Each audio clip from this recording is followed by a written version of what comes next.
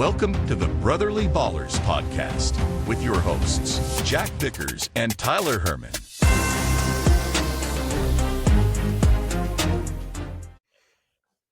All right, welcome back to the Brotherly Ballers, depending on what order you're watching this.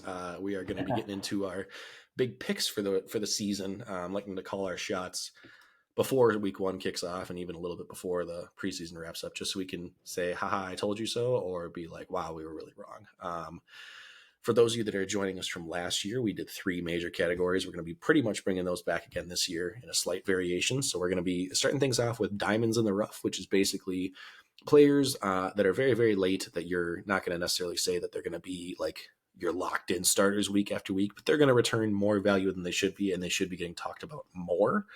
Then we're going to have some buy guys, which is just buy. I'm not drafting you no matter what happens. I just don't see it. And we're trying to do them away from consensus, because a lot of people have people that they aren't drafting at ADP. We're trying to be a little bit more outside the box of ones that we specifically don't like. And then of course we're going to round it out with my guys, the ones that Tyler or I just keep finding ourselves drafting consistently that we like even more than ADP, ones that you're looking to take maybe a round ahead of where they're at. So obviously we're not going to say CMC because not everybody can get him, but guys that you could theoretically get in pretty much any of your drafts. So we've got one per each of the key positions, and we're going to kick things off with the diamonds in the rough. So I'll let Tyler go ahead if you want to pick any position you'd like to start with, and I'll just match you from there. Yeah, I'm gonna start at the top. I'm gonna start with the QB, and so I'm gonna kick it off with a rookie. I'm gonna start it off with not the rookie everybody's probably talking about, but I'm gonna go with some Denver Broncos. Give me some Bo Nix. He's currently going as the QB 23. ADP is 206. So for those in 12-team leagues, that's undrafted. And so if you're thinking about it, in Denver, they are favored in 2 games this year. Raiders at home, -1, and Carolina at home, -2.5. That's not a whole lot of confidence in a team for this year. So not a whole lot of high hopes. The one thing Bo Nix has going for him, he has the most college experience of any rookie quarterback. He played 61 games in college and completed more than 77 of his passes. Sean Payton is an absolute mastermind. He will set this rookie up for success. Quick passes, check downs to Javonte, Jaleel, etc. He also has some scrambling ability, and he's shown it here in the preseason. So far, he's 6 for 29. If you project him for 200, 250 yards and a couple TDs, he's got that great path to put him in a position to be a shot at a top 12 to 14 QB that's truly going undrafted. So give me Bo Nix as my diamond in the rough. I don't hate that. I don't know if I'll be drafting him anywhere, but I feel like he's almost a lock to return on value. Yeah. So if you're maybe in a QB2 so and QB2 super flex. Yeah, best ball, could be a nasty late start and just get a couple weeks out of that. So mine is a similar vein. He's slightly earlier in the 171 ADP range, so he's mostly not drafted, but maybe people are out there taking him as their QB. He's ranked as in the mid 20 QBs as well. So I'm talking about also known as codename Bananarama, Mr. Eats the banana peels and puts mayo in his coffee. So I'm not supporting his life choices, but fantasy wise, Will Levis I think is a one I've kind of been locked on all offseason that I've been interested in. For context, the team has done nothing but say he's their guy and try to set him up for success. They didn't bring any competition in. They didn't draft any quarterback in day 2, day 3 picks like they thought they would. They kind of just gave him the reins last year to get some experience, and then he's the guy coming in. They obviously paid Calvin Ridley the huge contract money to go and get him another alpha on top of DeAndre Hopkins when healthy. But then they also, I think, sneakier brought in Tyler Boyd as their wide receiver 3, who's arguably one of the better wide receiver 3s in probably the league this year. So a very, very solid veteran that can be a good possession guy, check down type of thing. They then went and paid Tony Pollard, who is known as a pass catching running back, obviously had a down year last year, but bringing him in with a decent contract to pair with Tyjae Spears, who's also a pass catching running back. So just everybody can catch the ball over there.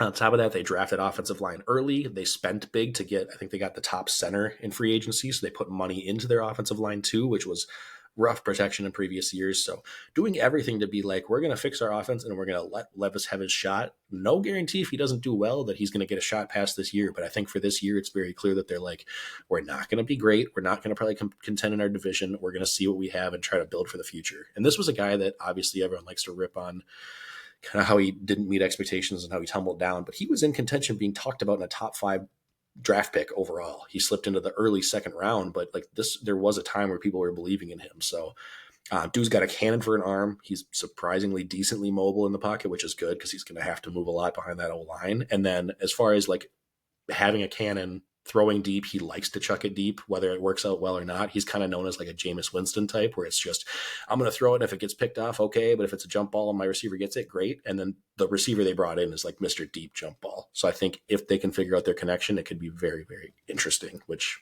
at that ADP, you're not really losing a lot. So, all right, go ahead, Tyler. Yeah, no, I agree, and it's not the Titans offense that everyone thinks of from the past. They're not going to just hand the ball off to Derrick Henry 65 times because he's not there. So it's one of those that you're like, this is going to be a totally different offense than what anybody's seen before. It's going to be Tennessee huck it chuck it football. Exactly. So moving into my second one, I'm going to move into running back, and I'm going to go with Chase Brown, actually. The opposite of Zach Moss. I know that's been a stand for Jack here. Chase Brown's going at running back 40, 137 ADP, kind of around round 11, round 12. Split backfield with Zach Moss, but Chase Brown has been getting some run with that first offense. He also has a year under his belt in this current system. Yes, there's a new offensive coordinator, but Zach Taylor is the play caller there, so I don't think too much is going to change. He's also a more adept pass catcher, and when teams have to account for Jamar Chase and T. Higgins, that leaves some of those screens and dump offs in the mix for Chase Brown. So Zach Moss is actually going a round or two earlier than Brown, but honestly, I prefer to wait. I'll take the discounted player who could still potentially lead this backfield. Yeah, I like that a lot. It's the rare situation where I like both of them. Obviously, I lean Zach Moss, but I think the tiebreaker of slightly later ADP, I don't hate that. So yeah. I'm going to do basically an exact same situation where I like both running backs at their cost because nobody knows who's going to lead it. So my running back, I pivoted back and forth on which of the two I was going to lock in, but I am going with Rico Dowdle from the Cowboys. He is going 129 and Zeke, his teammates, going 119. So basically both, double-digit rounds at that point. I think they're both going to be valuable. I think it's really just going to come down to which one is maybe more consistent, which I could see Zeke being consistent just because he's going to have more of the touchdown upside. But you got the injury risk at play, which leads me to go more on the Dowdle side, who's been more efficient, who seems like the better runner. And if given the chance, I think will prove that. It's just a matter of if this is a Zeke being a thorn in the side type of thing and kind of preventing Dowdle from being the guy. But either way, Pollard last year was only a disappointment because he didn't punch in more touchdowns in the red zone. And I think if either one of them gets a few, you're going to look at huge value here. So drafting them as my running back 4, running back 5 forgotten. I love either of these as some breakout picks. Awesome. Yeah. Certainly agree. I think you can't go wrong with either of them. It's just, hey, are you trusting in Zeke's health? And if he stays healthy, then Rico's either one of them is probably going to have a hard time. But if either one of them misses, you're running behind now probably the best offensive line in football. So really can't go wrong. All right, moving into wide receivers. For me, wide receivers, if you've watched the mock already, great. You know where I'm going with this one. If not, it's still somebody that I talk about all the time, every year. One of my favorites. So for me, one of my diamonds in the rough for wide receiver, give me some Deontay Johnson. Right now going as wide receiver 37. That's 104 ADP. So he's kind of going at that tail end of round 8, maybe early round 9. This man knows how to get open. This is one of my favorite things. I love to look at the ESPN Analytics open score. He was 11th in the NFL in open score in 2023. If I add in all of his years back to his rookie year for 2019, he jumps to first, tied with A.J. Brown and Devontae Adams. This man knows how to separate. If you want to bet on that Bryce Young second-year leap, I think he gets back to top 24 status pretty easily. The targets there in Carolina will be a lot. They're going to be behind a lot. I can see this connection being one that is going to pay off and give you at least a weekly flex, if not potentially a wide receiver too. Yeah, honestly, even if you don't believe in Bryce Young, I mean, Thielen worked out for a solid stretch there. So I could see Deontay just doing well PPR on volume alone. So I like that a lot. He was one that I want in most of my drafts also, if I can make it pull off. But another one who Tyler also took in this last mock draft is going to be my wide receiver diamond. And it's going to be Ladd McConkey, maybe my favorite name in the entire league. Currently going as 94 overall, wide receiver 42. So not even drafted as a flex wide receiver, and yet has the chance, kind of the same as the running back situation with Dowdle and Zeke. could be the number one, could be the number two with Josh Palmer, who I also like at that value because he goes a few rounds later too. But McConkey has this upside to, be the Dowdle where he's efficient and actually like a winner, whereas I think Joshua Palmer will just be the safe plug-in like Zeke. So losing Keenan Allen, Mike Williams, and people don't think about it too, but with Eckler and how many targets he had, I think McConkey can soak up a lot as the slot guy that it looks like he's going to be. They're already talking about him filling the Keenan Allen role. I think he's just going to get tons of targets. And as much as we want to say that Harbaugh's going to come in and run the ball like Tyler talked about earlier in the episode, you're still going to throw it with Herbert. You're not going to just park your Rolls Royce in the garage and not use it. So McConkey has very, very quickly been a standout at camp. He's looked great. He's impressed all the coaches. He's already passed everybody else to be basically the 1A and 1B with Josh Palmer. So as a rookie to be picking it up that quick is very, very good sign. And I think you could do a lot worse in the 7, 8, 9 rounds than taking a shot on a guy who basically didn't get the volume in college, but did great whenever he had it. Yeah, I love that as well. He's an astute route runner, and again, similar to any of these other teams, when you're looking at wide receivers, these teams are going to be behind. They're not great, and they have okay schedules. So it's not like they're getting clamped down on cornerbacks every single week, and that's why they're struggling. So I think Vlad is certainly going to be one that can deliver value and easily deliver flex value for the whole year. Exactly. For me, for my tight end, there wasn't a whole lot that I loved. We kind of went essentially outside the top 12 to 14 for tight end, but nothing really jumped off the page. But for me, if I had to pick one, I'm going to go with my diamond in the rough. I'm going to go Pat Freiermuth. Right now he's going as tight end 15, ADP of 147, so that's kind of around 12, 13. Essentially think of it as I've punted. I've filled out the rest of my team, and he's kind of a last tier before it really drops off into like the Cole Kmets of the world. At cost I'm in, Muth is likely going to be second on his team in targets, which is really what you want from your tight end. If there's any level of improved play from Russell or Fields, he's going to outperform his ADP and finish in somewhere in that top 12. So I don't think he massively improves on this tight end 15, but he's 1 year removed from top 8. In his rookie year, he was top 14. So he's being drafted as 15 right now, and I think that's plenty of good value for you if you're going to punt the position.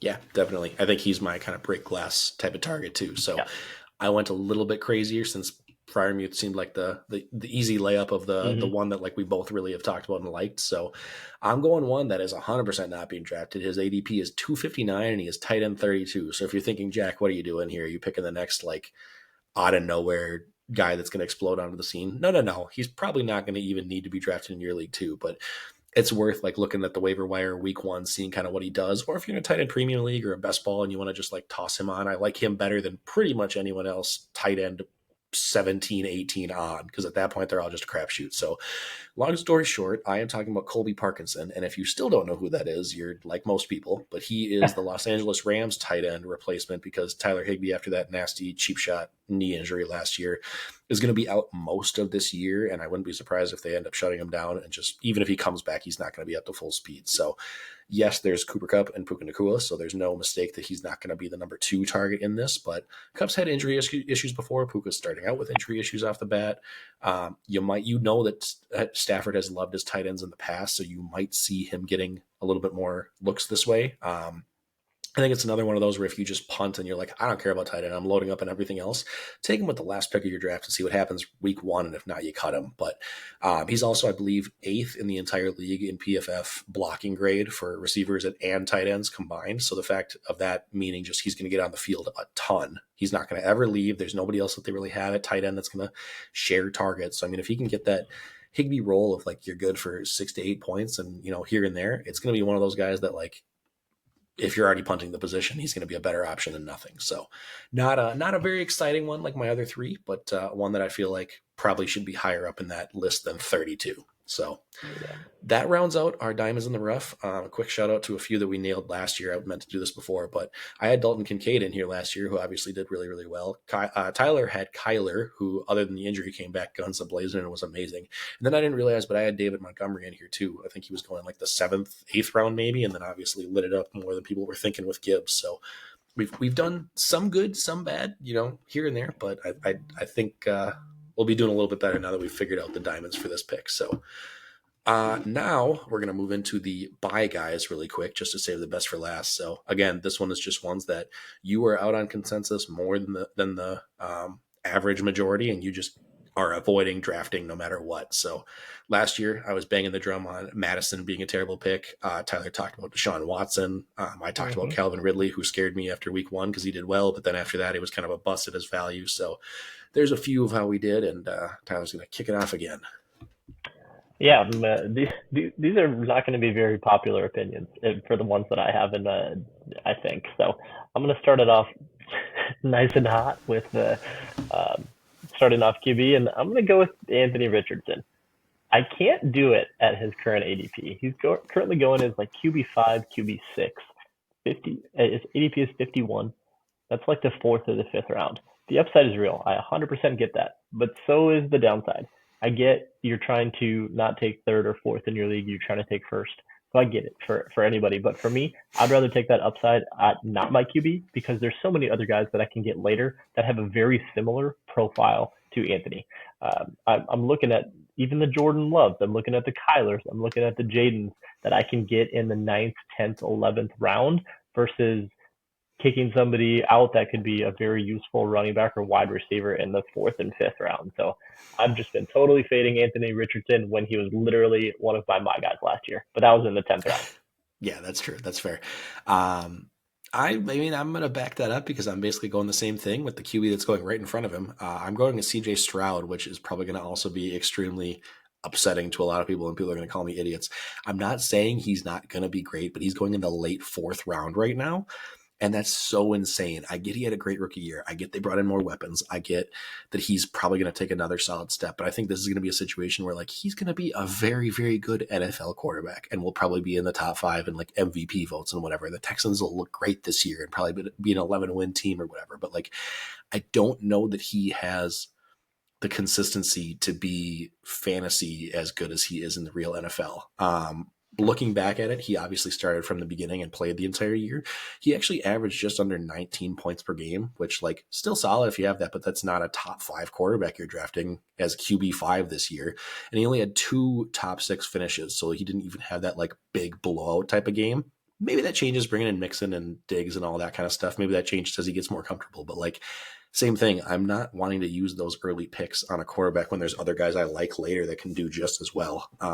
He doesn't run the ball either, which I get you can do well without being a rushing quarterback. But like that means that if you're drafting him where he's at cost right now, it feels like he has to be in that like leading the league 45, 4,600 passing yards and like 32, 35, 37 passing touchdowns. If you don't have that rushing, like you have to light it up elsewhere. And like Mahomes, very, very good NFL quarterback, like did not do that well last year, and he was just a pocket passer. Like it's you're drafting guys high end; they have to deliver, and I don't know. It scares me. The last thing I will say really quickly is the Texans from last year to this year have the biggest increase from strength of schedule. I think last year they were like 27th, and now this year they're like 8th. So I mean, it's not like he can't do it, but it's gonna be tougher because nobody saw the Texans coming. So I'm just out at quarterback that early. I almost wanted to put Josh Allen as mine because he's going 22 right now. Like it just seems so much. So end rant. Continue with your surprise number 2 pick. Oh, Jack, I love it. I'm with you though. For me, for my running back and my guy that I'm fading Rachaad White. At RB14, ADP 3rd, maybe 4th, I get it. Captain checkdown, Mr. Baker Mayfield kept him relevant last year. Highest percentage of checkdowns, by the way, in the NFL. But I think he's in an absolute world of hurt this year. He had one of the least efficient seasons for running backs. And oh yeah, the Bucks also just drafted Bucky Irving in the 4th. I just don't anticipate him getting the same type of workload that he did last year. And Bucky's not going to ride the bench. So I think he eats enough into that massive workload this year, and I just don't see Rachaad delivering on RB1 fringe price tag. It's just not going to happen again. Yeah, I agree with that. He's one that I don't think I have even like really read his name and processed it anytime he's been there in drafts. I'm just like, okay, there's him, and I'm going to look at like it just isn't even a thing. So I'll go with one that's probably a little bit easier of a pick. He's going in the late 5th compared to like that spot where it seems crazy for Rachaad. But my running back buy guy is going to be DeAndre Swift, who is currently the running back 20, depending on your format and your league setting, which seems crazy. Going in the late 5th, I feel like people are just riding the high of like, oh yeah, he did pretty well last year, right? Like he scored more touchdowns. He was with the Eagles as the best rush blocking team. He finally pulled it together, and I think it's just like a combo of that, along with everybody's been waiting for Swift with all these skills that he has to finally do it, and he kind of put it together, but he never plays full seasons anyway. He still missed a few games last year. He's always an injury risk.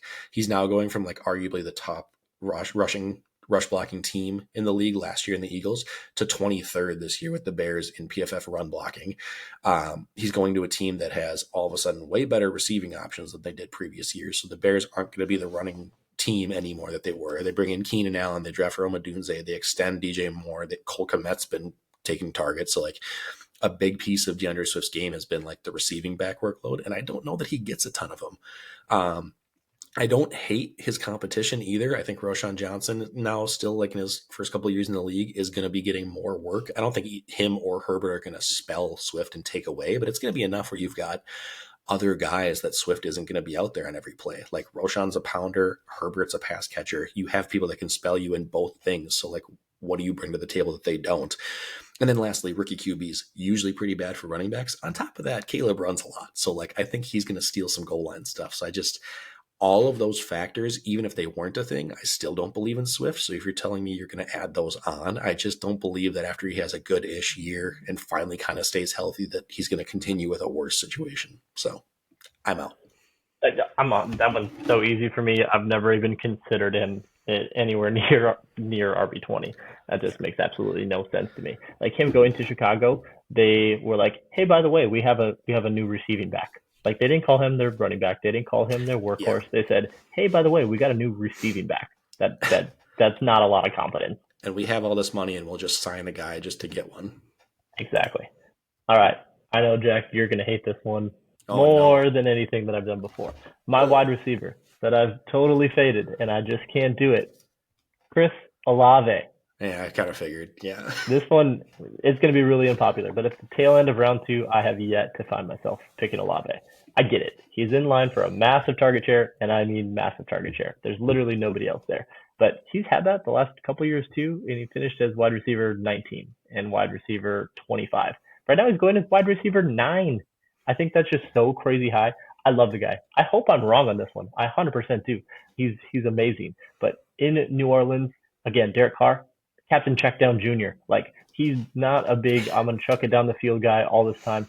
I hope I'm wrong, but I think he finishes closer to a wide receiver 2 than a de facto, this can be my wide receiver 1 guy. I feel like he's closer to a wide receiver 16 to 18 finish than a wide receiver 9. So I've just been out on Olave. Yeah, I feel like I'm not out on him, but I'm finding myself drafting him less. Like even in the mock draft here, I was in a late second round pick. And whenever I have those, I'm looking more at the like ETN, Pacheco, HAN versus going him. So I get it. I think it's the big difference with him is just touchdowns. That's been his issue of like, he's touchdown. If he just got average, he'd be up in wide receiver 10, 12 range, but he just doesn't get it. And I don't think anything like he's good enough, but I don't think anything in the situation is going to change with Carr. So I don't completely fault you for it. It just makes me sad. I know. Me too. I am seeing your late second round wide receiver to piss people off, and I'm going to raise you a late first round wide receiver because I just can't believe or fathom that he's going this high despite how great he was last year. So my buy guy for wide receiver this year is Puka Nacua, and it's once again the same thing as CJ Stroud. It's not that I don't believe he can be a good guy. I mean, he has 1 year and he came out of obviously nowhere, so no one out of college saw it coming. But it's just that he's going as wide receiver 8 and he's going in the late first round, like right at the turn. And that just seems so much for me. I still am in the camp where I believe in Cooper Kupp. And so I think if he's healthy, he's the 1A and Stafford's favorite guy that he peppers. There's a world where they both do well and they both can sustain it. But I think they both become more like mid wide receiver 2 than one of them just being dominant.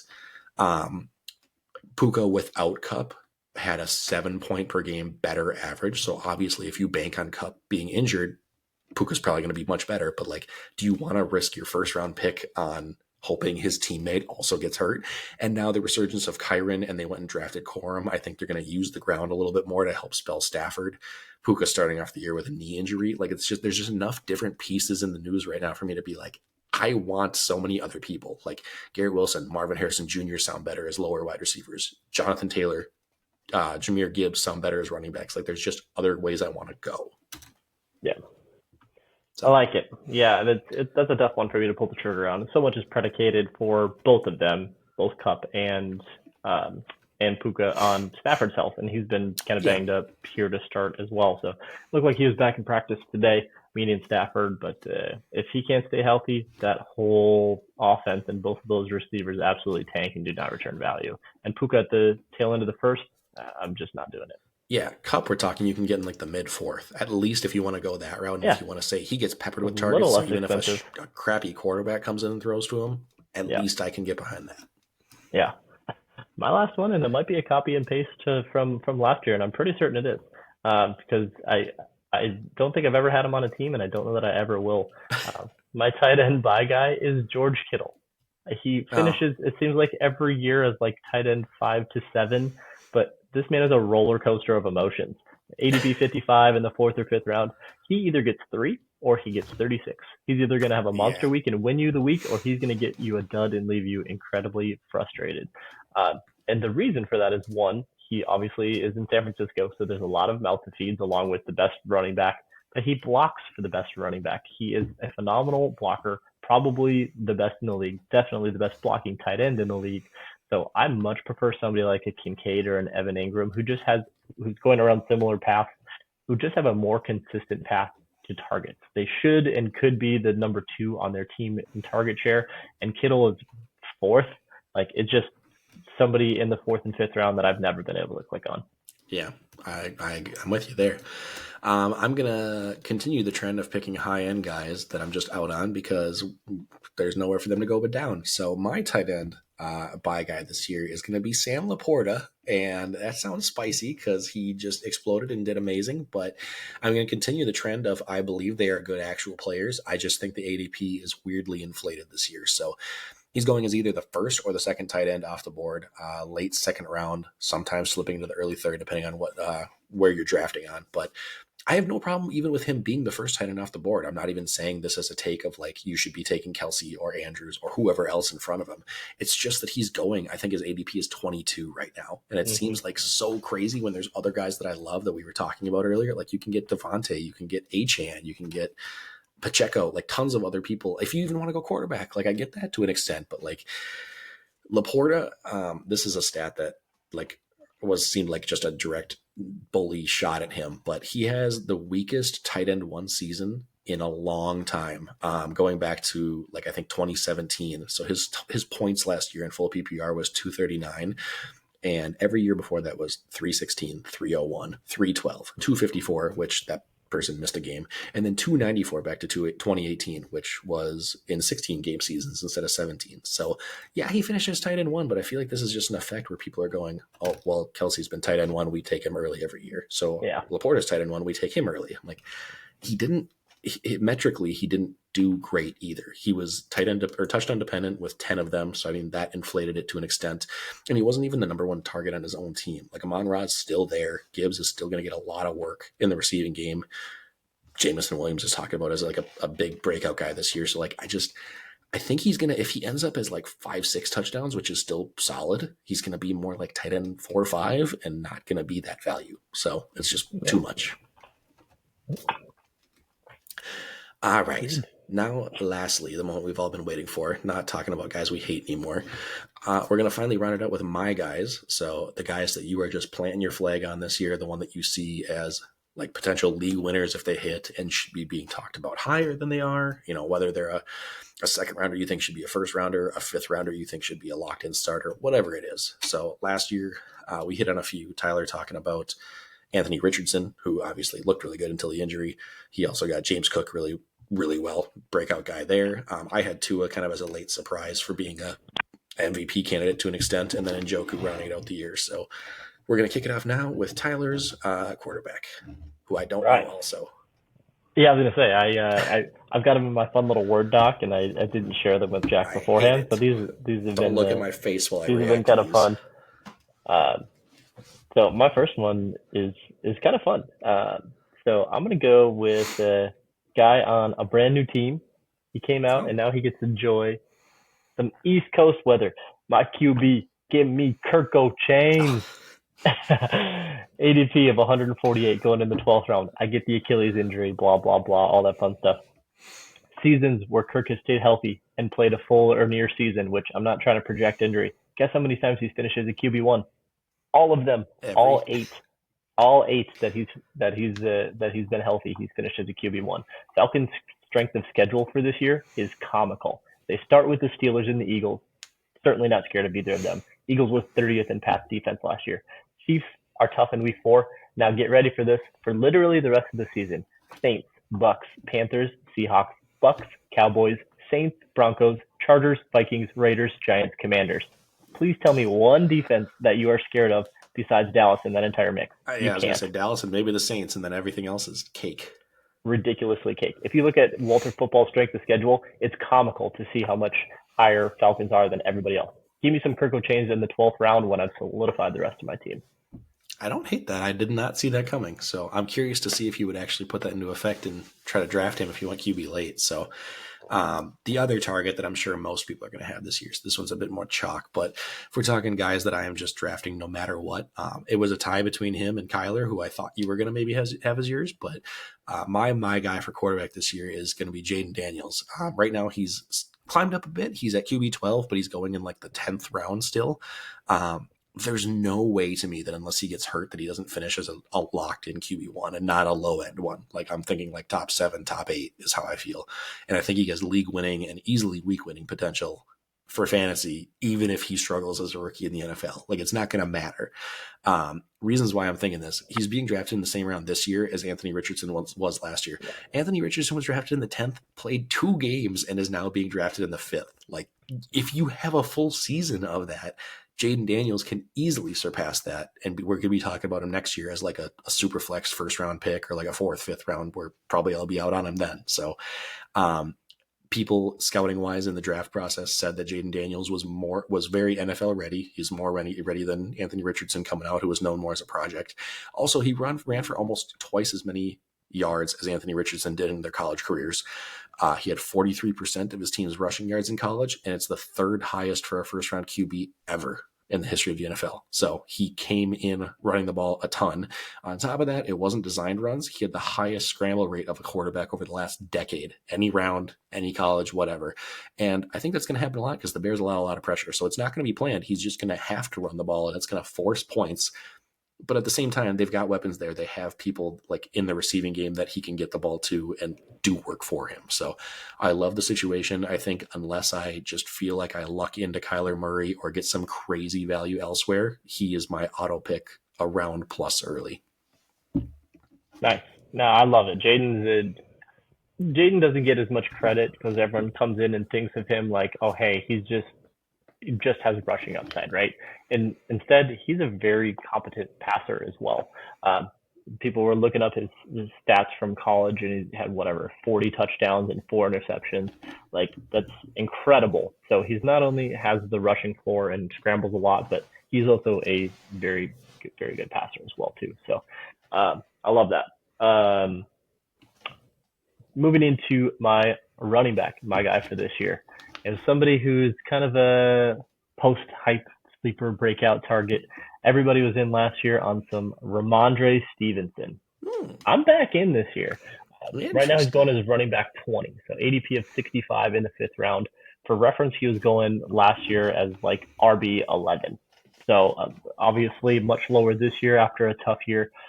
He's going in the top 30 picks. Everybody was ready for a 2022 repeat after he finishes RB 11. That didn't happen. Injuries came into it. He finishes RB 36. But I'm back on the train. A rookie's QB, his best friend is his check down. I don't think it's long before Drake May takes over for Jacoby, and I see this play out even more. If nothing else, I think they'll be behind enough that Ramondre may just never come off the field. And I'm not even slightly afraid of Antonio Gibson. So my goal, I'd be plenty comfortable going into a season going wide receiver, QB or tight end, wide receiver, and then having Ramondre as my running back 1 for the season. Ooh, that's spicy. I like that. He seems like a great like hero running back thing where if I get like one stud, then I'll like come back with him later for me. Yeah. He'd be a great RB2, but I could see him. I'm like, I could anchor him. If I could go wide receiver, and then get a Josh Allen and McBride, and then Stevenson is my number 1, and my first 2 receivers are, depending where I'm at, like whatever, getting a Tyreek and I don't know, whoever. Devontae, like I would feel great about that. Yeah, I mean, he was one of my guys last year. I drafted him in our league and was pumped, and then he didn't pan out because of stupid Zeke. So I get it. Yeah. Mine's going to be a little bit higher at running back, so I'm doing less spicy. We're kind of bouncing back and forth. But one of Tyler's big guys last year, I think he was his diamond and his my guy. So I'm still in on the not even bounce back, but I'm still in on the James Cook train. He's currently ADP of 36, so like right at the 3-4 turn. And for me, looking at ADP of some of these other guys, like I would be taking him over like the Josh Jacobs and Derrick Henry's just older, like unsure what it's going to look like. I think he's closer into like the Kyron Williams, Travis Etienne, Pacheco type of tier. I think Pacheco should also be higher. Achan's an anomaly, but I feel like he should be in that tier instead. And those guys are going in the early second. So like I feel like it's like a whole round misplaced here. When you look for running backs that are trying to break into the elite ones, you look for opportunity plus efficiency. Cook is that definition. He was first in yards before contact last year, so he doesn't even get touched. He gets the burst through the line of scrimmage well. He had the third most yards from scrimmage total being used in the receiving game too, behind only CMC and Brees, both elite. But the biggest thing for me, the reason that I'm big on him this year, is he finishes the running back 12 last year on RB1, despite only having 2 touchdowns. There's no way that doesn't positively regress, even if he doesn't end up with like 8+. If he gets 5, 6, he's all of a sudden like a running back 10 or higher. So, and then lastly, the second half of the year when Joe Brady became the offensive coordinator and they switched to the run more, not only did he do well, obviously, but they had success. The Bills, nobody really knows what they're going to look like this year. There's 284 vacated targets between all the guys they lost, but a lot of that could be going to him, even if they start dispersing between other receiving options. So taking all of that into consideration, like his projections should be much higher than they were. And there's nobody else that really scares me to take that from him this year. So I'm big on him finishing as a low to mid RB1. Yeah. I love that. And everybody has seen the stats from the switch from offensive coordinator into Joe Brady. All of a sudden he got to the back end of the year and he was just an absolute stud. And it was like he got unlocked and now he's had an entire offseason to continue to work with that. And the Bills, hey, by the way, didn't bring anybody in to have any target share. So Josh Allen's either one, going to run the ball more, or two, James Cook is going to run the ball more, or three, they're going to throw him the ball more, and definitely some positive touchdown regression. So I like that. All right, moving into wide receivers. Well, let's venture on back to my guide to pair along with Zach, QB, my guy. I want some scary Terry. Give me some Terry McLaurin. He is currently going as a wide receiver 34. His ADP, granted, this is going to be more so of a platform thing. On ESPN, his ADP right now is 92.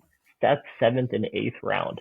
If I could give you a million guesses and you would never get it. If you want to guess what his ESPN ranking for how many points he's projected to score in a half PPR league amongst wide receivers is in 2024, it's 40th. He's projected for 154 points, 72 catches, 984 yards, and 3 touchdowns. That's a lower projection than Jordan Addison and freaking Christian Kirk. It just doesn't make sense where he's projected.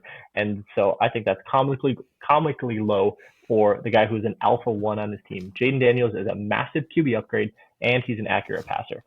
Yeah. I've been big on Terry since like middle of the offseason too. I think he's a great value, like in that like 7th-ish round. And you're talking him getting drafted behind like a good amount of second options on their own teams. Like I'm not saying Jaden's going to throw the ball a ton because obviously he's going to run it a lot, but Terry probably hasn't played with a better quarterback in his entire career, which is a scary 100%. Low bar, and he hasn't even played a game yet. So, big fan. Terry's average depth of target in 2023 was the lowest it's been since his rookie year. So that shows you some of those QB issues. Granted, that means he was also running shorter routes, but I think that changes because now he has a serviceable deep threat thrower in Jaden Daniels. He commanded 31.4% of his team's air yards, which is in the 92nd percentile in the NFL. And he's a target dominator, 21.6% of his team targets. That's in the 87th percentile. So give me a guy who's going as the de facto number 2 with wide receiver 1 upside in the 7th or 8th round, and I'm feeling great about that. Yeah, unless you believe Dotson's finally doing his breakout we've all been waiting for, or Zach Ertz is coming in. Like, there's nobody.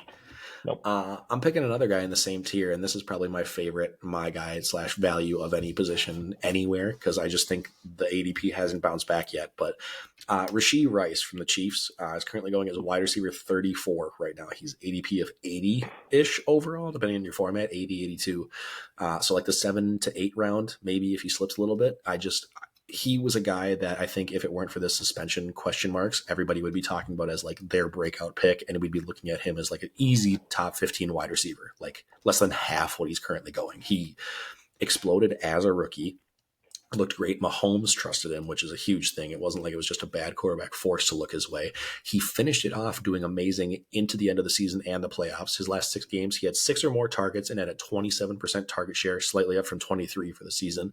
And that was more than even Kelsey. Like, he was trusting him in the big games, a huge reason of why they pushed where they did and they won the Super Bowl. I get people being scared about the suspension risk and then them drafting Worthy and bringing in Hollywood and everything like that. But I feel like this happened when the suspension news came up and everybody dropped him. And then since it has continued to not happen, he just hasn't moved back up. Every day that we get closer to the season makes it seem less likely that it's going to happen. Even if it does, the hearing's not scheduled until November, December, and the NFL likes to kick that stuff down the road. So like, this might be a problem next year. Like, he might play the entire season, and you're talking, even if he gets suspended, he probably gets suspended early on. He's not missing the playoffs. And like, worst case, you get him at floor, like at cost, he's going to be at worst a flex wide receiver. But best case scenario, he's a wide receiver 1 on his team and in the actual NFL, like fantasy football leagues. So I think if you're getting him as like your 6th guy off the board, like, he could easily be your wide receiver 2, no problem. And you could be loaded everywhere else. So I don't understand how he's this low. I can't believe he hasn't bounced back more. And I'm taking him everywhere. Yeah, there's no question. I'm 100% with you on the exact reason that you mentioned in the middle. It's like, the NFL isn't going to make a decision on any suspension until court proceedings are done. That's not scheduled till December. This is going to be a problem of his suspension until next year. You think of December and he hasn't even had his hearing yet. That means things haven't come down for him, and we're already at the tail end of the season. Like, tail end of the fantasy season is around Christmas, end of December and January. I mean, maybe you lose him for the end of the year, but that isn't how it usually goes. The NFL typically suspends people to start the season. Let them kind of finish out and say, hey, we'll do this next year. So that's exactly what I see playing out for him. I will be sad in any league that I don't get him. Like, I will take him in every league if I can and not worry about spreading out my guys. So yeah, agreed. All right, rounding out with tight end finally. Yeah, lastly for me, my guy at the tight end position, I'm going to go with Jake Ferguson. He's currently going as tight end 10. So his ADP is 96. That's in about the 8th round. Ferguson really already kind of broke out, I guess, for lack of a better word, last year. But I think there's more that he can add to the ceiling. Finishes tight end 9. And that's about where he's getting drafted this year. So but the big thing that we're looking at in tight ends again is that target share. He, in my opinion, is going to be second in that team in targets behind CeeDee Lamb once that contract gets done. I think he gets more targets than Brandon Cooks. So I think he's got a shot to improve on his 71, 765, and 5 line from last year. So if he does that, if he improves and gets up to 800-900 yards, maybe sticks 5-6 touchdowns, that's going to get him into about somewhere in the tight end 6 to 7 range. So he's got a great chance if he does even more than that in a PPR league. If he gets up to 80 receptions, you could see him all the way up to like tight end 5. So he's going around Hawk, Bowers, Dalton Schultz, Goddard. I prefer Ferguson to all of those guys. Yeah, easily for me. I think if I don't get one of the elite guys that slips, it's Ferguson or it's Freiermuth, and that's it. Like, that's my only other targets. I skip everybody in the middle. So for me, this one's probably like the least value based one. This is just, I'm picking an earlier guy, and it's probably gonna be the one that's gonna be the toughest for you to get of any of my diamonds or my guys. But I just have loved him since literally like end of the season. Talked about him all off season. I think I had this picked in my head in like April that I wanted him. But Trey McBride is my tight end, my guy. If nothing else, then just for the exact same reason that I was out on Laporta. Laporta is going 22. McBride's current ADP is 48. We're talking over 2 full rounds later. And I feel like I wouldn't be surprised if they do the exact same thing, or if McBride has more yardage, more receptions, and then touchdowns is fluky. I prefer him way more to Kelsey and Laporta. I think him going the same range as Andrews and Kincaid, I would still take him because I think those other two, Kincaid, yes, has the chance to get more targets in there, but McBride feels like the more explosive guy and the one that can really break out. Kyler Murray, we keep talking about how great he is when he's actually on the field. He's always a locked QB1. In the 10 games, 8 of which Kyler Murray was healthy last year, McBride was on pace for 112 catches and over 1,100 yards. Regardless of touchdowns, that's elite numbers. The Cardinals averaged 33.5 passing attempts per game with Murray healthy. Easily, I'm not worried about sustaining him and Marvin Harrison Jr. in the same offense. That seems to be the big knock, is everybody going, oh, MHJ is going to come in and it's going to hurt McBride. I don't care. They'll be fine with Kyler throwing the ball. He had over a 26% target share when he was the starter, and he finished consistently in the top end, like top 15 finish in 8 of his 10 starts. So it's not going to just be a boom or bust Kittle situation. It's going to be always you're getting good numbers to survive. Also, on top of it, same reason as James Cook. He only had 3 touchdowns last year, and Murray's projected to throw anywhere from 23 to 26, depending on formats. I mean, even if, let's say, Marvin Harrison comes in great and gets 8 to 10, that still leaves, a good 16 to 20-ish, depending on where you're looking at for everybody else. And there's nobody else there. Like, positive regression put him at like 6-7 touchdowns, and he's already going to be easily a locked in top 3-4 tight end. And I think he has the room to be like the new breakout guy that pushes as the tight end 1. So love to get him if I can. Yeah. That offense can definitely support two guys. And again, James Cook is going to keep teams honest. They're not just going to be able to just be like, oh, hey, drop everybody in coverage. We'll take out MHA and McBride. James Conner's still a very serviceable individual. Kyler's legs as well. People have to always put a spy on him and whatnot as well. So I get it. Maybe people think like, oh, hey, it was a flash in the pan, but no, I don't think so. I think Trey McBride's a dude.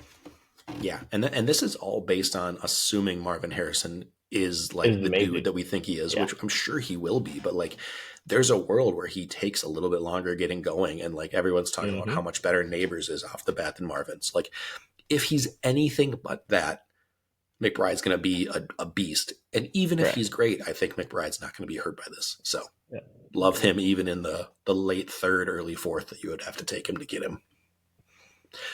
Yay, okay, we did it, everybody. Let us know your thoughts. If you have any that you're shocked on us taking, or if there's any of these guys that you're trying to take as well in your drafts, maybe you got a few of them already in one of your drafts. Let us know what those teams are kind of shaping up to be like.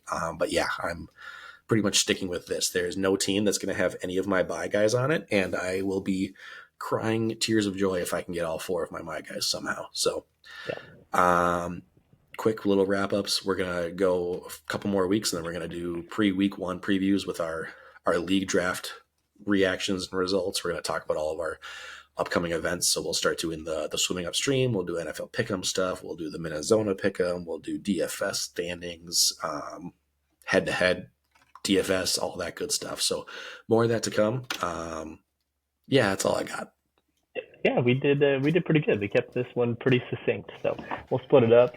We recorded 2 at the same time. We did kind of a my guys, buy guys, and diamonds, about 45 minutes, and we recorded another kind of mock draft with the Minnesota crew as well. So we'll put them out as different videos, so you can watch them in 45-minute groups for each of them. But appreciate it, guys. The NFL is back in full swing. NFL preseason is pretty much over. We got one more week here this weekend, but we're ready for week 1 preview. So we got some fun stuff coming up. We'll keep your eyes out, keep your ears out. We'll be doing some giveaways and things like that too. But as always, Pod Squad, we appreciate you listening. We'll see you next time.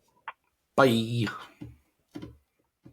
Thank you for listening to the Brotherly Ballers podcast. Check out more content on youtube.com/@thebrotherlyballers.